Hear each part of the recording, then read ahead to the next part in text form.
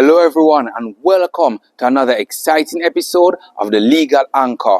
So it is now officially summer in Kingston, Jamaica and all over the world. Well, with it being summer, we know that many persons will be taking flight to go and visit exotic locations all over the world. Some will even be doing staycations. However, for me as a maritime lawyer, what summer means is maritime conferences. One of the major conferences on my calendar as a maritime lawyer is the Port Management Association Annual General Meeting Conference. This is a meeting where ports of the Caribbean come together and discuss the problems and solutions that they have over this year and even beyond as to how are we going to resolve any problems and how are we going to move forward and even opportunities that the ports may see. So I'll be jetting off to Curacao in a few hours just to go and be a part of this very informative meeting, which proves to be one of the major staples on the maritime calendar for the Caribbean.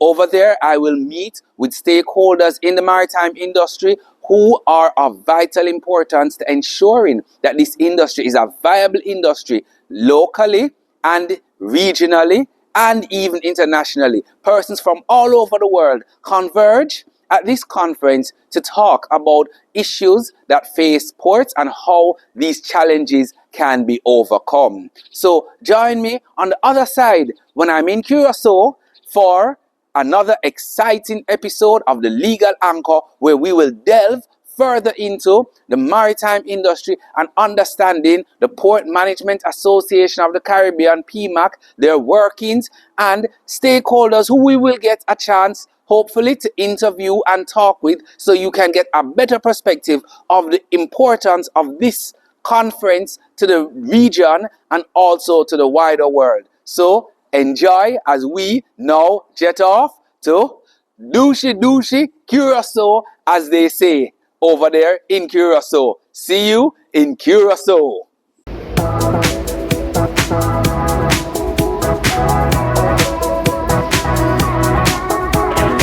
So now we're here with Mr. Darwin Telemack. Mr. Telemack, what is your role at PMAC?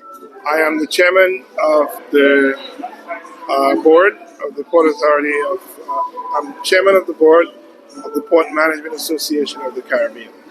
And as being the chairman of the board, what is PMAC? What is the ethos? What is PMAC? What does it mean? What does it stand for? Why was it established? PMAC emerged out of a need for small ports in the Caribbean to have a space where they could lobby for a space in an industry that really has very few things that are available for small ports to utilize in their quest to develop their operations, their equipment profile, their people, and their overall business model. Shipping and ports are usually caught up in big things. Yes. If you buy a piece of equipment at your port, it's usually oversized. If you need a crane, you have to buy the same size crane as a big port. If you need to have the international regulations that are applicable at your facility, you don't get breaks to make changes because you're small. You have to adapt the same systems. And so small ports are challenged by some of the issues related to scale, issues related to local capacity in terms of having the right pieces to make your port competitive and efficient. And therefore, if the global space, and in some cases even the regional space that ports are part of, do not provide the avenue for the smaller guys like us to have that opportunity to receive the necessary support, then we have to try to find it among ourselves. That's the idea of PMAC. Okay. It is a space where small ports, critical to the survival and existence of our people, come together to find ways to solve their challenges, global challenges, big challenges, in this small, very interesting, quaint little event called PMAC. Yes. Okay, Mr. Telemac. So thank you very much for that. I think you've given us a clear understanding of what PMAC is and the importance of PMAC to our region due to our region being one that is very unique, and of course with the ports being of varying sizes. Some countries have big ports and some have small, but on the whole our ports are not as large as some of economies of scale. So thank you very much, Mr. Telemac. Yes. You just raised something Yes. about the size of our ports. And our ports don't need to have a size. They are relevant. They are Yes. 100% of what our islands require for us to survive. So essentially, if you have a big port in big countries, usually there are many big ports. Mm-hmm. And so those big ports may not even have the relevance of the one small port that we have, because some countries have railways that can bring food to them. Some have highways. Some have express airlines and various modalities that can move things to them.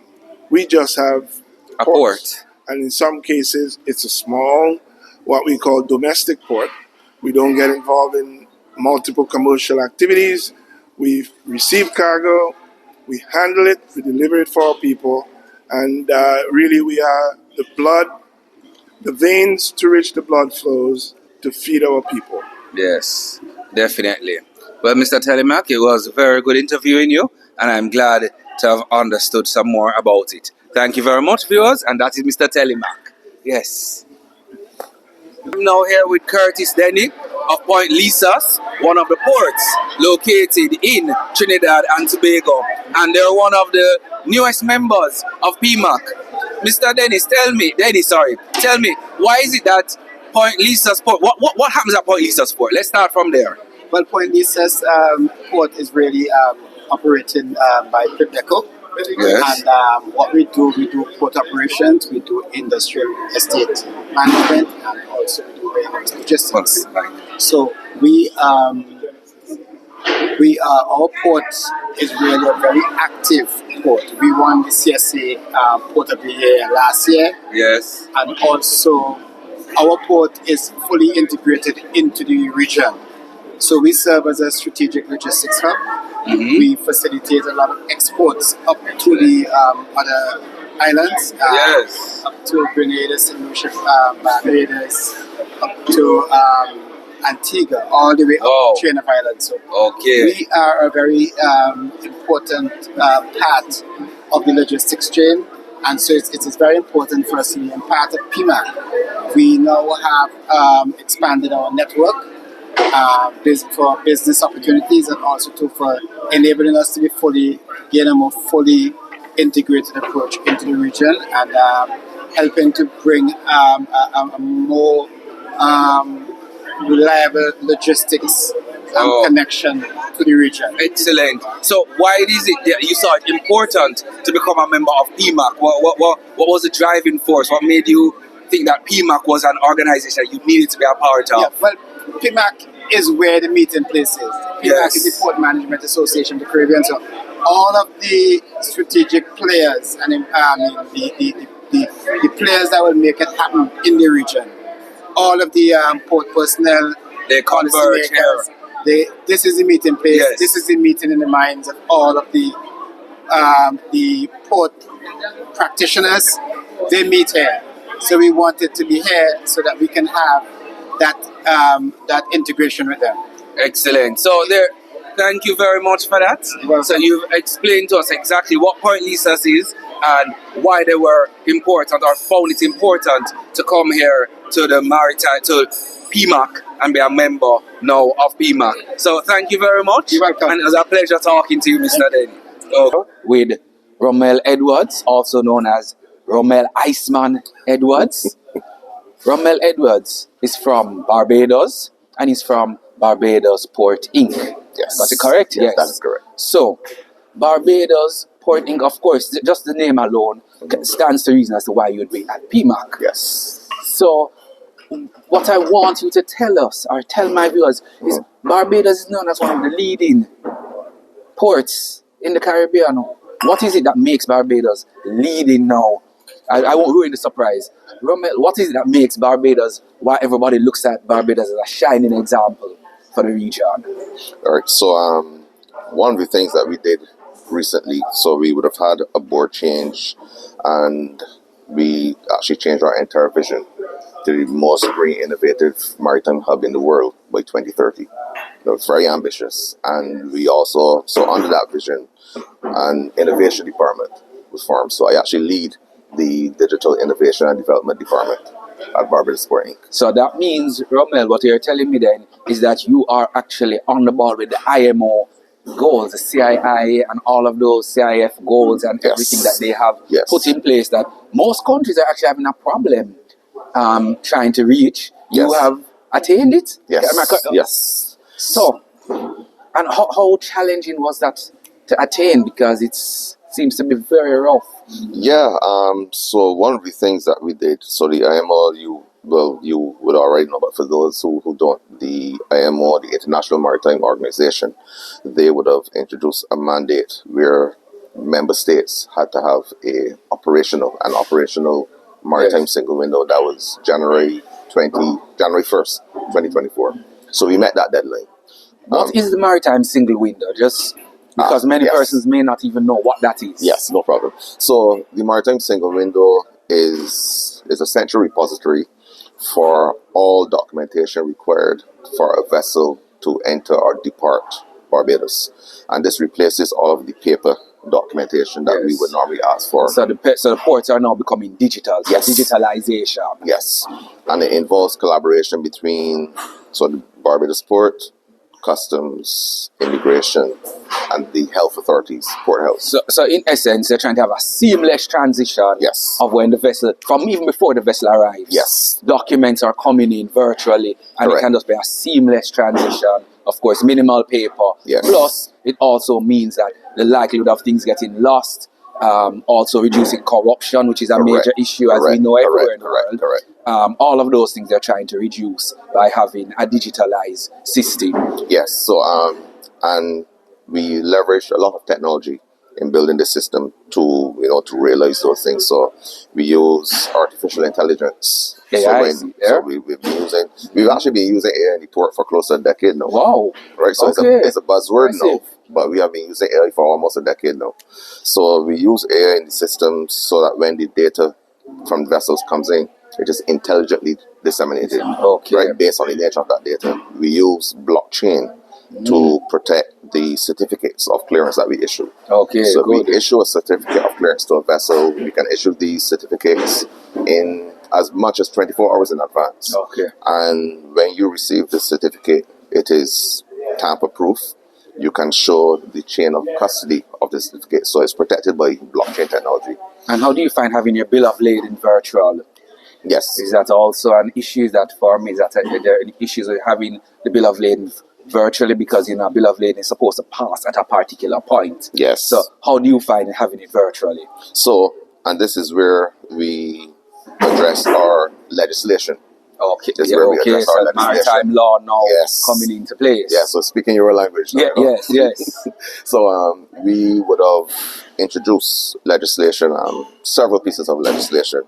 So we have data privacy legislation, we have the Electronic Transactions Act, and what that does is that gives the same weight to an electronic document as you would have to a paper-based document. Right? So it can be carried to court. Yes, exactly that. Right? Once you have that electronic document and you can show all of any changes to that document, you track all of the changes, you can guarantee its authenticity. So this is where non-repudiation comes into play. So all of that is addressed in our legislation, and then we introduce legislation specific to the facilitation of international maritime traffic. So we actually have legislation that governs and mandates the use of the maritime single window.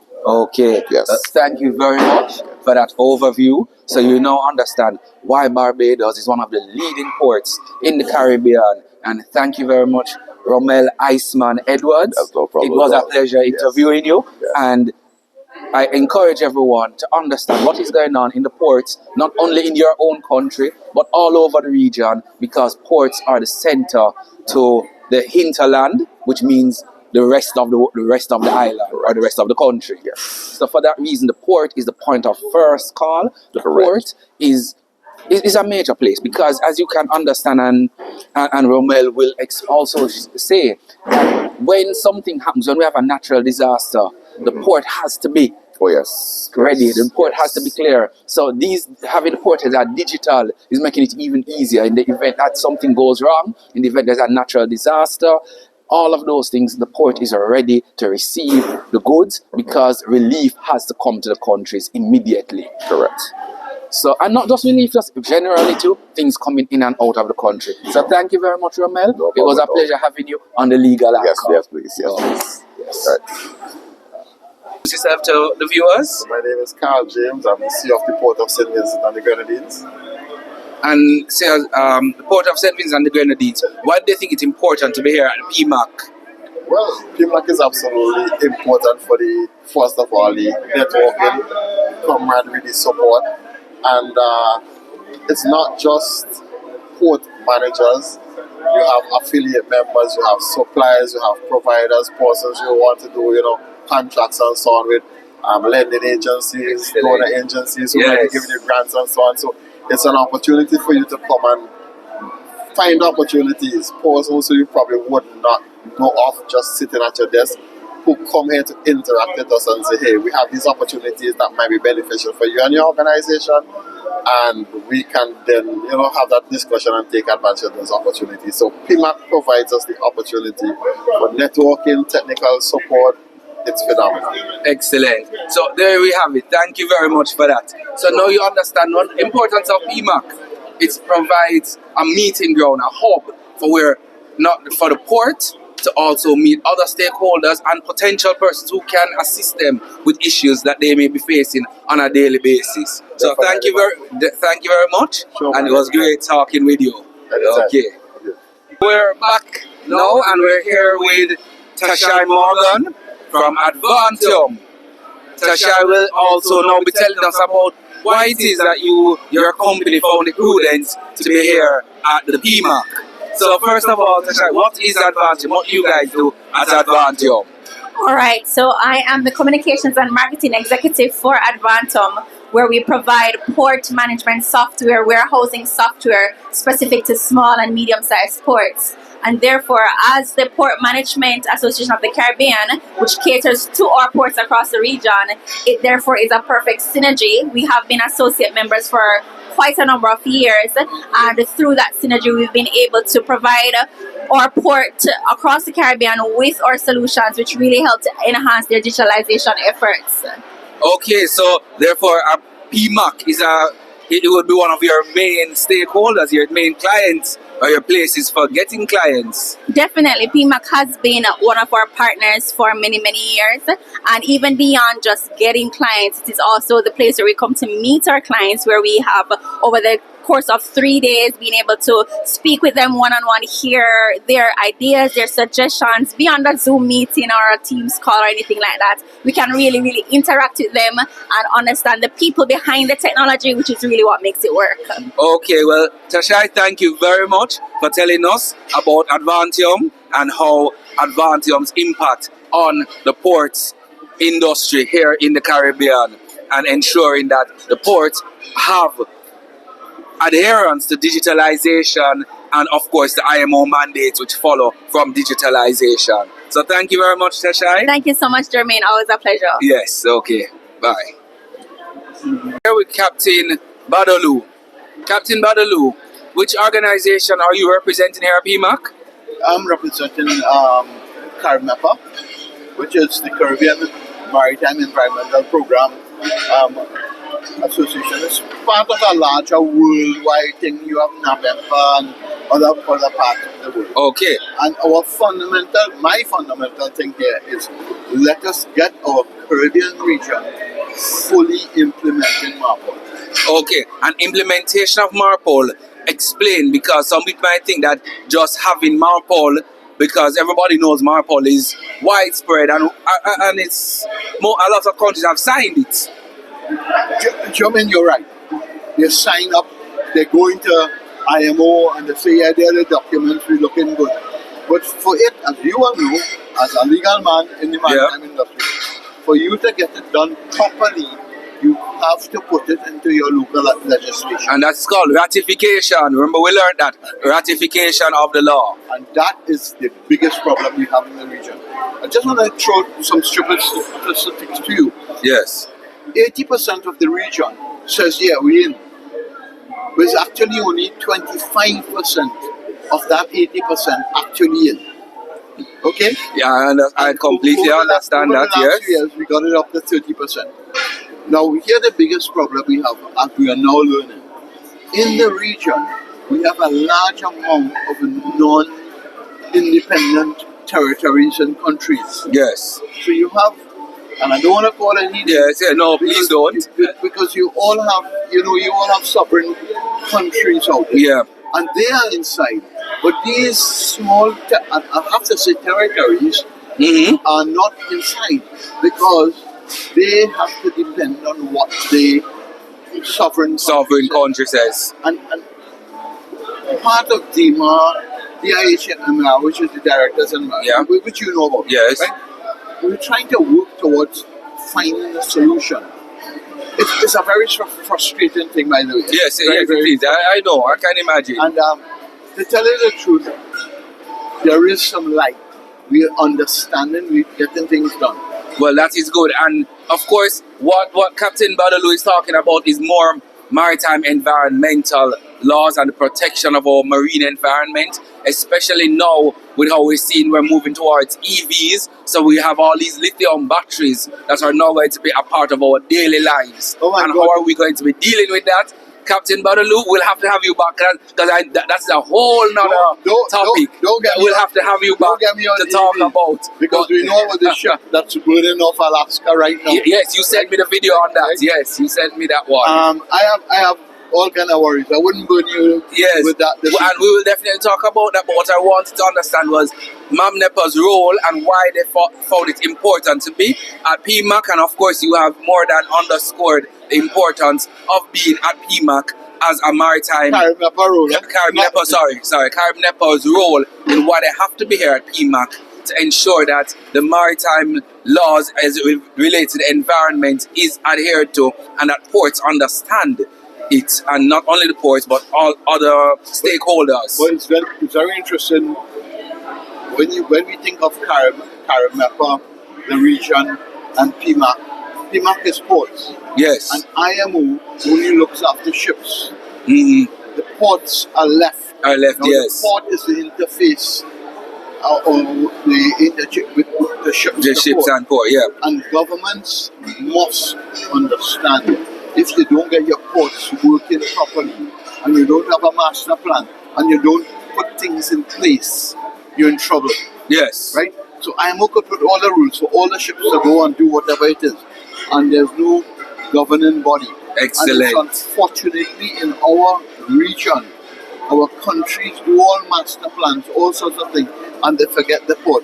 And the port is the front and back end of your whole body. And if your port doesn't get it in, it wouldn't go out. Excellent. And you know, it's a serious. I mean, I've been too long, Joe. Captain Badaloo, that is excellent. I wish we could talk some more, but this is definitely a topic we'll have to delve deeper into. So we'll definitely be having you back to talk some more on this. Yes. And it's so fantastic meeting you again. Thank you. Yes, good seeing you again, Captain Badaloo. Yes, and there it is. We have Captain Badaloo who spoke with us on environmental issues that face our region as well. So continue to watch the Legal Anchor. Peace and love. Yes. I'm here with Hallie Salmon of Green Energy Management. Green Energy Management, she's going to now tell us a bit of this company. What exactly does Green Energy Management do?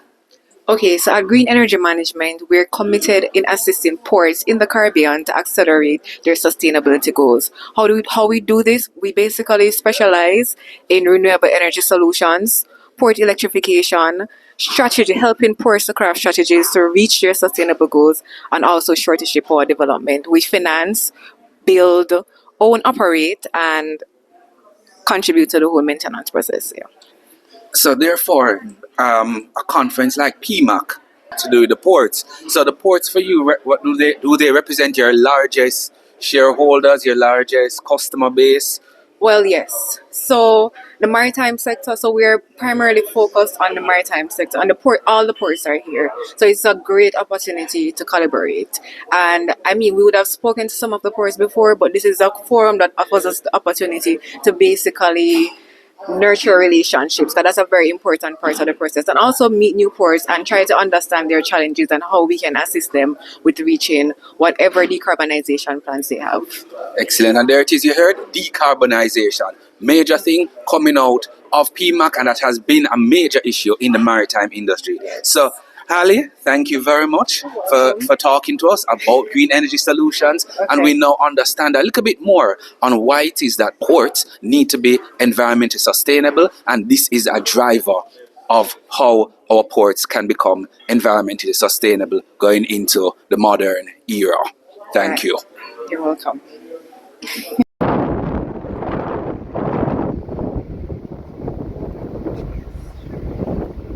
Curacao's maritime sector is home to professional and experienced operators offering a diverse mix of quality services to ships calling its ports. Harbor, coastal, and ocean towage are performed by the other subsidiary of CPA, KTK Tugs, with a state-of-the-art fleet of tugboats and highly trained personnel. Maritime certifications can be attained at the Dutch Regional Training Center through the many multilingual training courses, such as proficiency in survival craft and rescue boats, boatmaster courses, basic safety course, advanced firefighting, just to mention a few. A range of port operators offer maintenance and repair services, provision facilities, multi-purpose cargo handling services, and underwater services.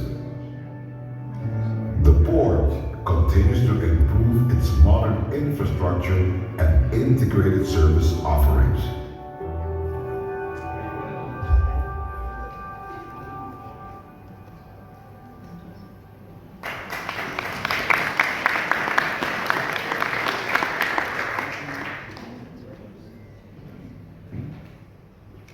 Good.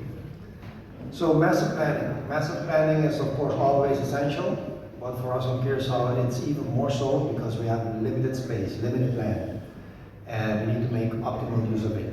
But more importantly, it is also a tool to get all the stakeholders in the port aligned, so they have a guideline to follow when making decisions regarding developments.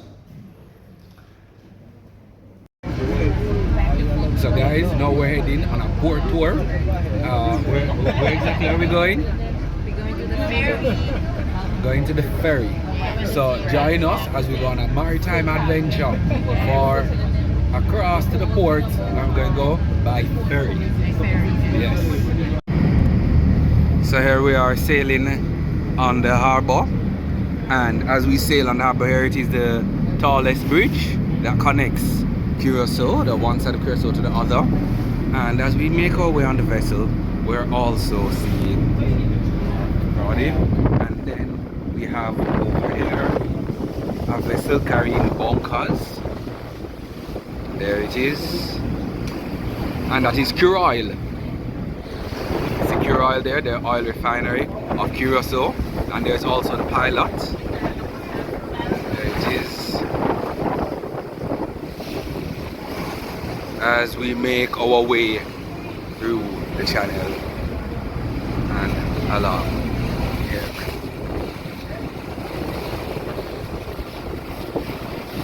And here we're seeing a dry dock. There it goes.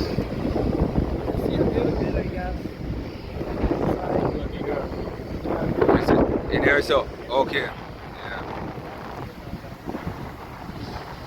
There's the dry,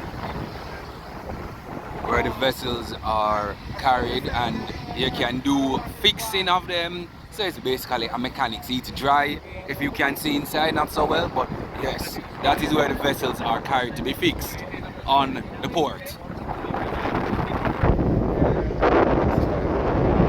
We're getting a tour by Umberto.